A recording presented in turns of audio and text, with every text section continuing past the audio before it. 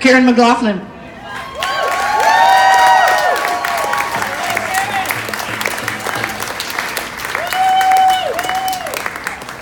Right, hi everybody.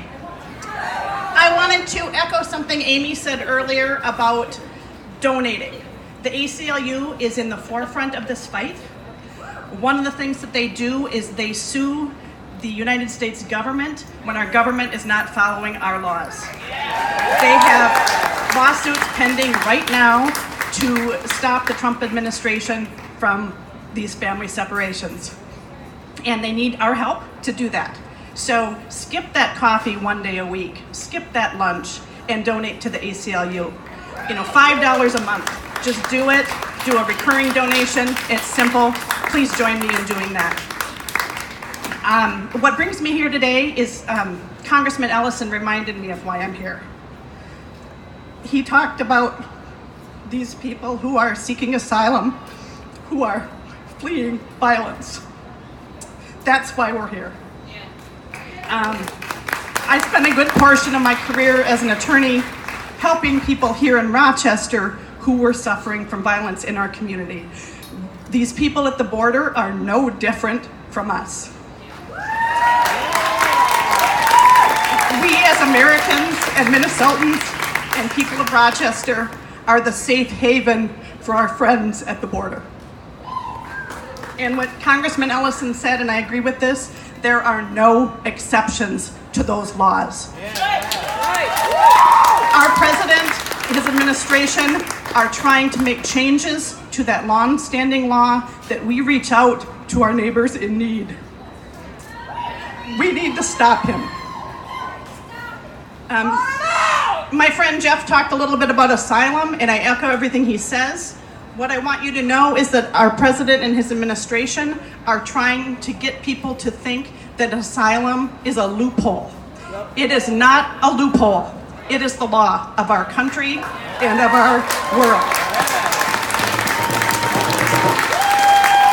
There are federal and international laws that provide relief for asylum seekers. We need to support those laws, keep those laws here, and help those people. It's a process, but it's a process that works, and it needs to stay.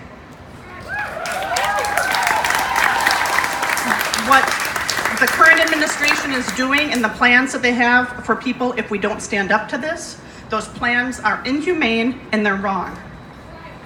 The other thing I want to tell you about today is that I have faith because there are alternatives to what he's doing at the border.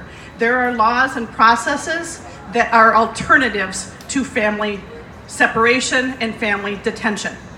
There have been programs in place called the Family Case Management Program that's an alternative to detention for families seeking asylum. It was a pilot program that was started a few years ago. President Trump has put a stop to that, and that is wrong.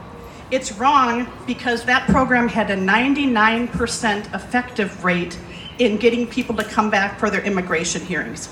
He's trying to tell you otherwise, and that's the fake news. He is wrong about that. It's effective to get the people seeking asylum to come back to court, go through the process, and join us here in our community because of what has happened to them before they arrived here.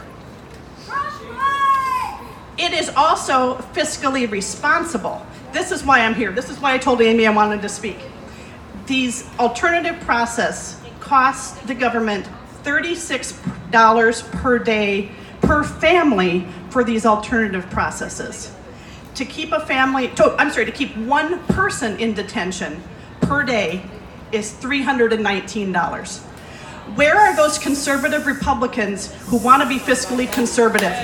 What we're doing here and what the president is trying to do is wrong. It doesn't help us. It doesn't help our economy. It's going to increase our government spending, and it's not necessary when there are legitimate alternatives to that process.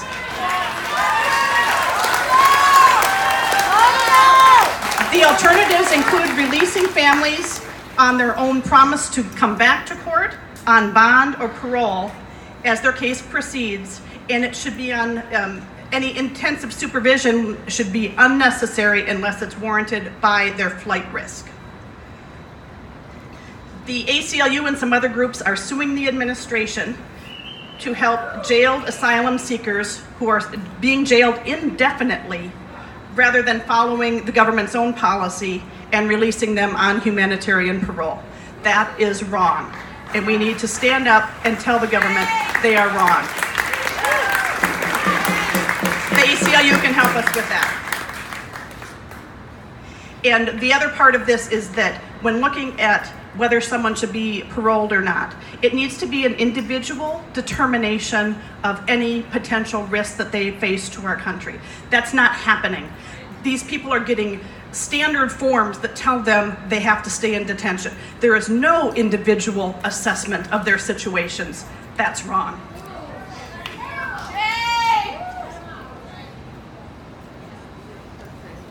We need to stand up to our government when they try to reverse a plan to build new jails for children and their parents.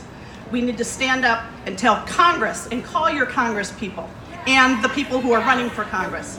Congress must refuse to fund family detention.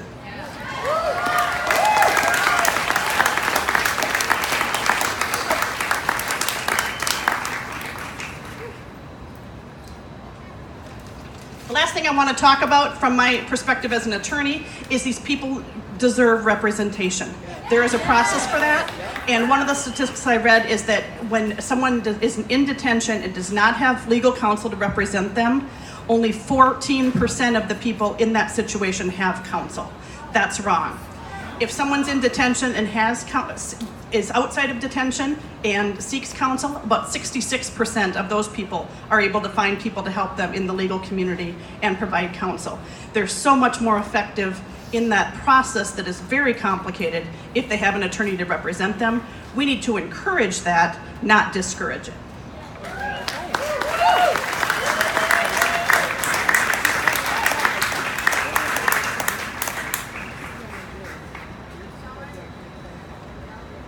So what I'm here to say is talking about access to counsel, clear information about the process. People are getting information when they're put in detention or released from detention that they don't even understand. That's why it's important to have counsel to explain that process to them. The courts also need to have the resources to process these cases in a timely manner. People deserve that when they come to our country seeking our help. So please think about the ACLU as you go about your daily business. Think about these people who are trying to help. Stand up to people who try to say that asylum is wrong or that it's a loophole. And we all need to stand together to fight this. Thank you.